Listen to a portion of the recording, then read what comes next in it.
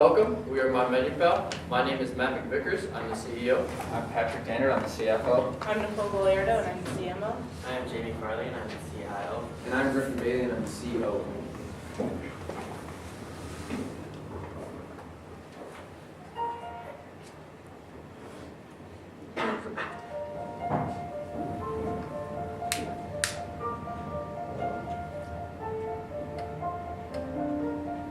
I hate when people call me a picky eater. Partially because it's mean, but mostly because it's simply inaccurate.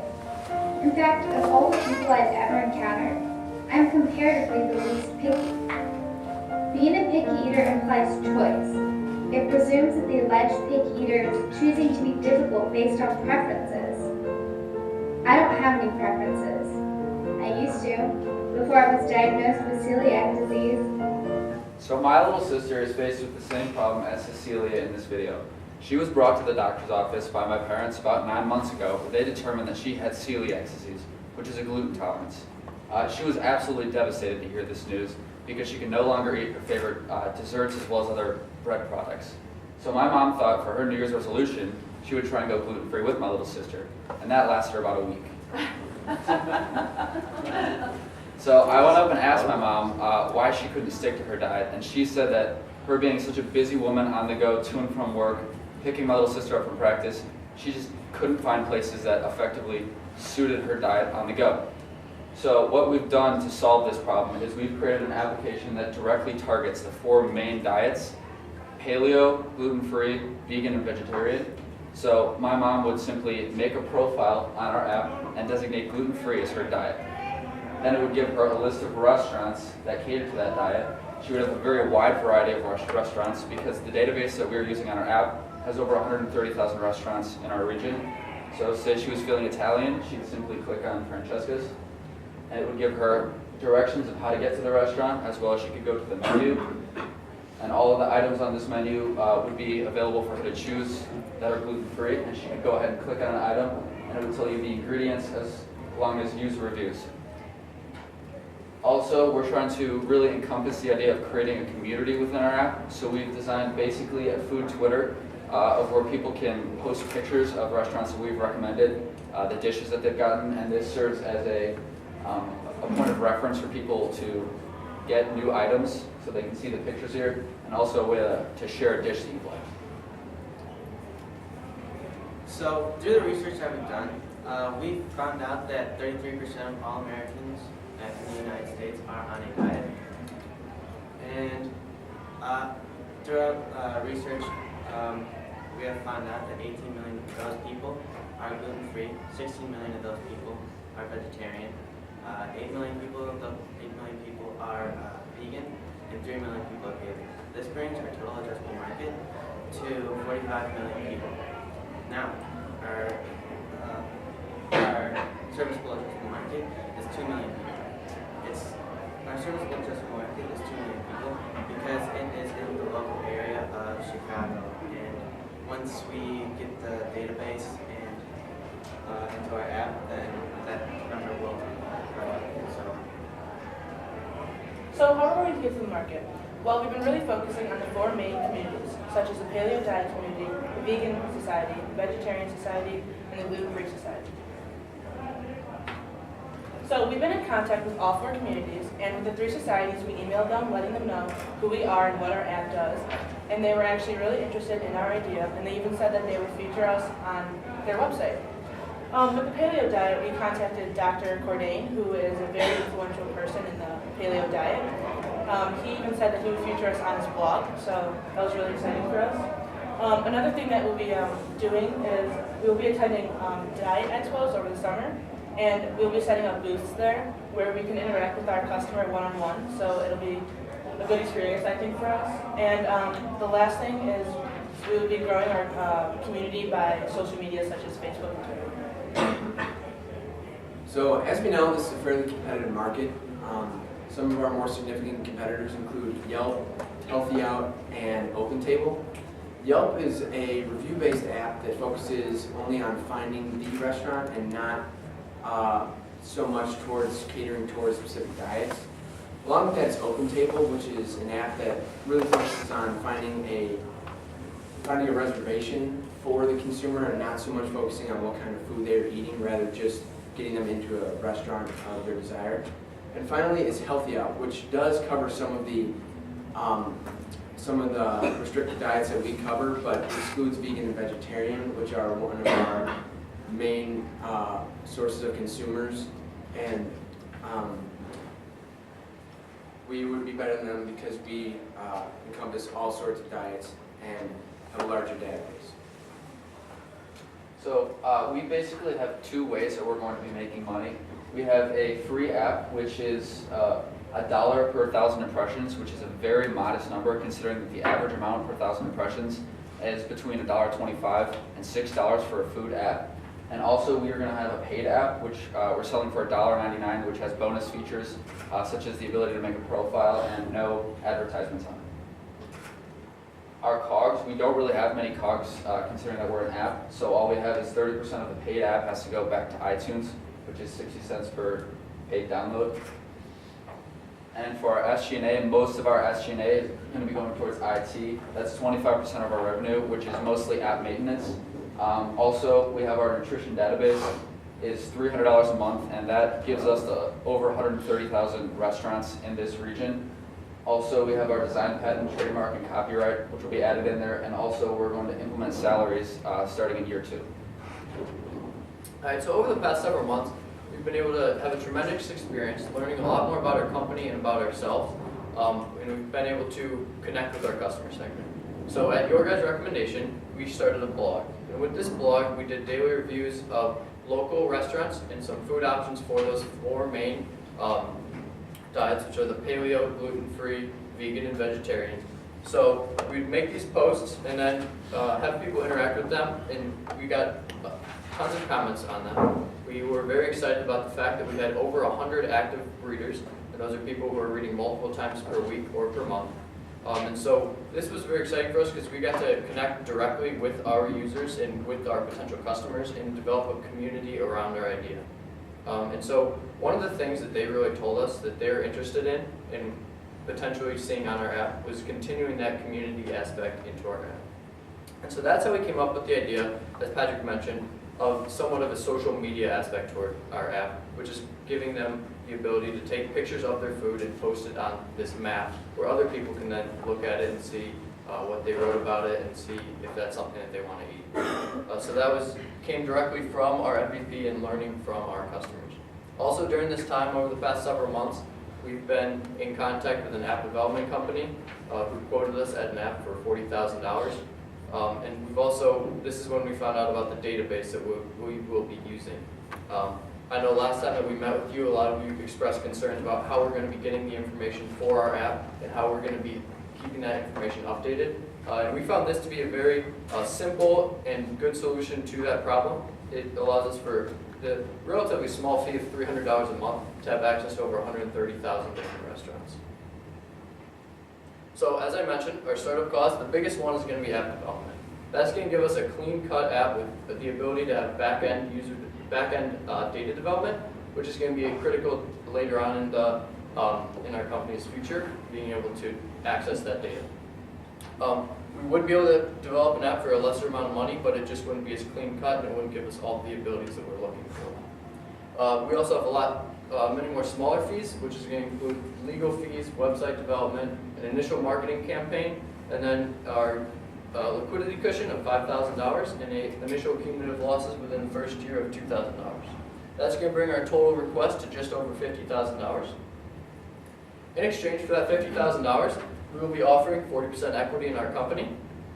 This is based on a post-money valuation of $126,000 and a pre-money valuation of $76,000. This will be offered at a 2.3 times money multiple, and we plan to exit at the end of the 5th year by selling out to a strategic buyer. One example would be Under Armour, who currently owns several health and fitness and food-related apps, and so that would be a very viable option for us. And so, in conclusion, we just want to say thank you to all of you guys for the opportunity that you've given us this year. You know, when we sat down at the beginning of this year, we decided we want to create a company that means something. We want to help people, and we want to do something better for our community. And we really truly do want to help those people such as Patrick's little sister and Cecilia.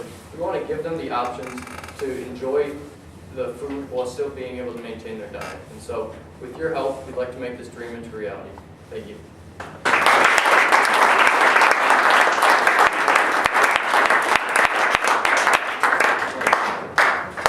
Have you done any, like flow chart for your application to get a really strong feel of what you want that app to do? For 40,000, when you already have a database to display something, seems like very high to me.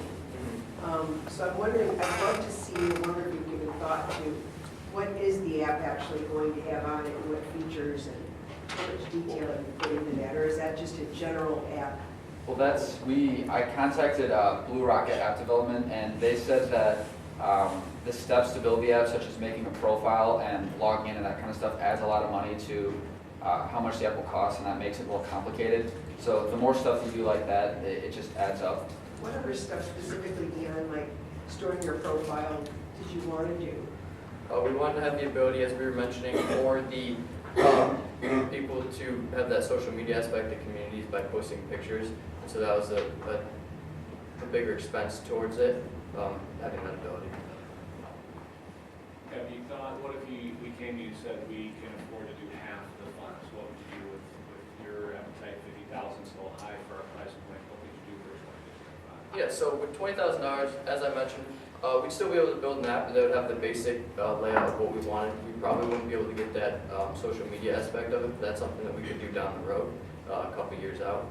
But we would definitely be able to get the basic solution to our problem, which is having the database with all the menus and providing that for all the different our users. So the database from I get the 130 restaurants. How do you get the granular data about what items on the menu are consistent with the diets that you're supporting? Where does that data come from? Yeah, so a lot of that information is already going to be provided within the database. They do classify their food categories as being gluten sensitive, vegan, and vegetarian. So that's they do a lot of that work for us already.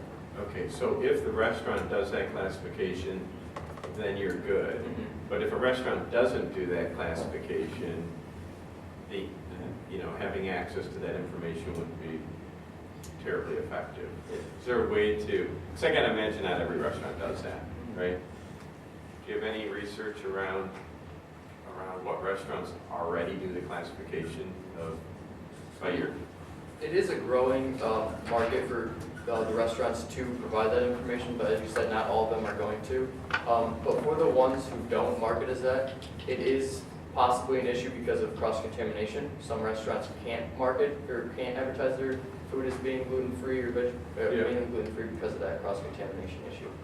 So the ones that would be registered as gluten-free are certified gluten-free, or if they're gluten-sensitive, that might mean that there's that possibility.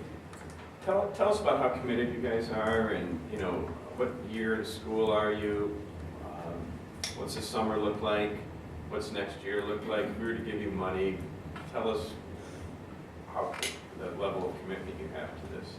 Yeah, so we're all juniors, and we're all very dedicated to this cause. This is something that, like I mentioned, we do really want to help, and we want this idea to succeed. We want to help these people out, and so we've all agreed that this is something that we would be willing, and this is something that we want to continue with, and so we all work it out and be able to figure that out. You guys all. I have a question for you. You said that of the blog that you created, you had about 100 readers who came back to it multiple times.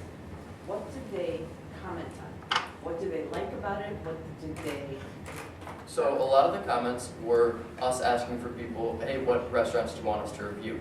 So that was a good amount of it. It was saying, can you guys go do a review at CPK and see what kind of options they have? So we'd do something like that. But then, as I mentioned, we also got the people to interact with us and tell us what they'd like to see on the app. And that was where they told us that they liked the idea of having a community aspect, or the social media part of it. So is that the most, is that the highest requested benefit or feature Yes. from this app? And then the additional, they all like the idea of being able to create an account that saves your information. Okay. And I heard someone say that you wanted the ability to post photos. Why? Of the, of Of the food. Of the food. Right, right. Well, what evidence did you find from your MVP experience that says that's going to be meaningful?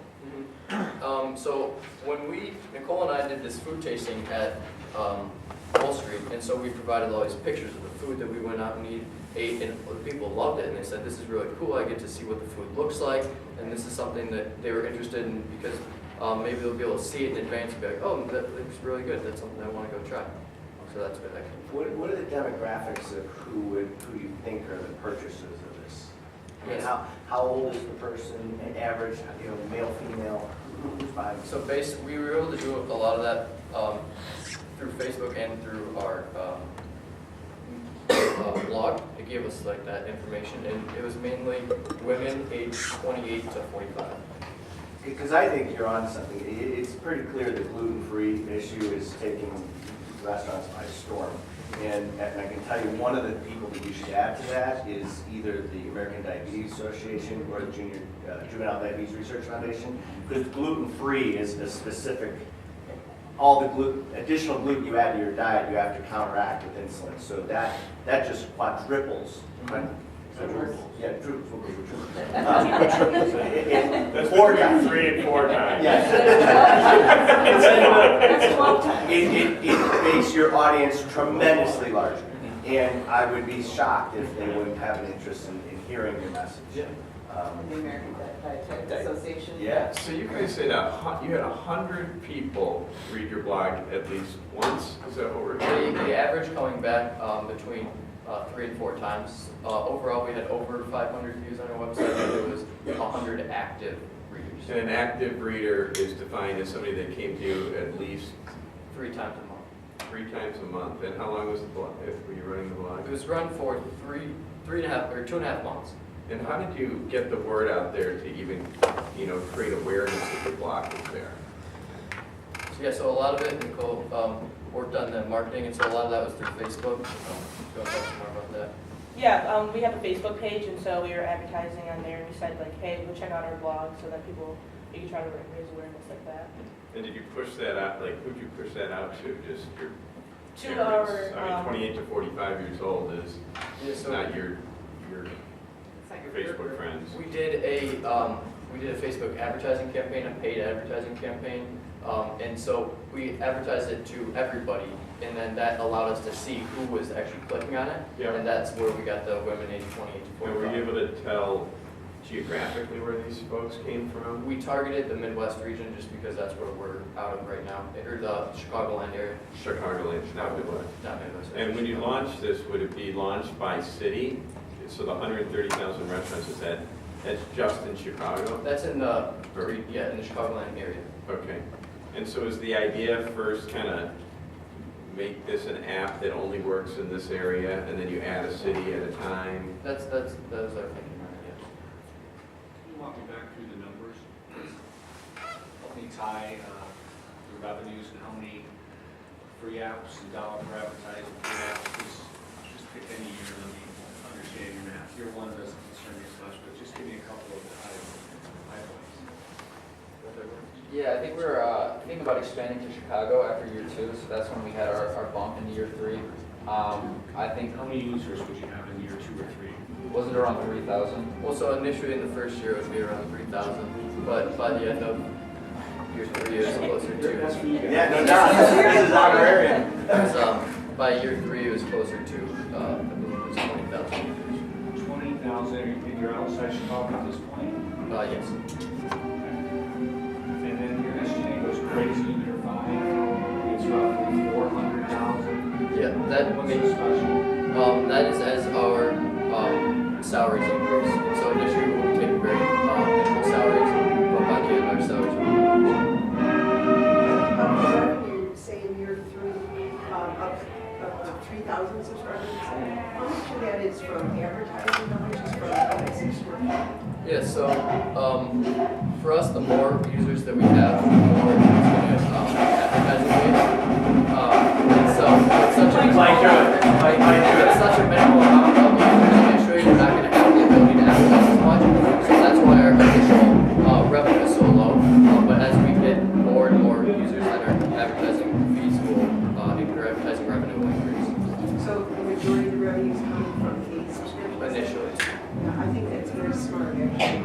I am concerned about the advertising model for this, because I don't know, once you get familiar with the gluten-free restaurants in your neighborhood, how often are you gonna need to come to the website?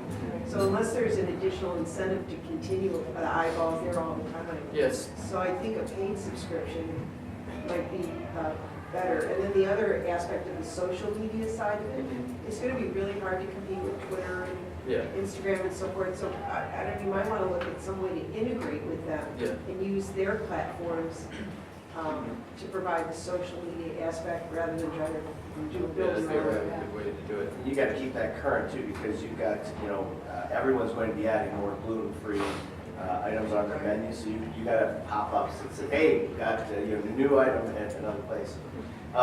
One thing you have to do as well, My Menu Pal's already a website, so you're going to have to take a look at how your naming works. They don't do what you do; they plan the menu that you cook at home.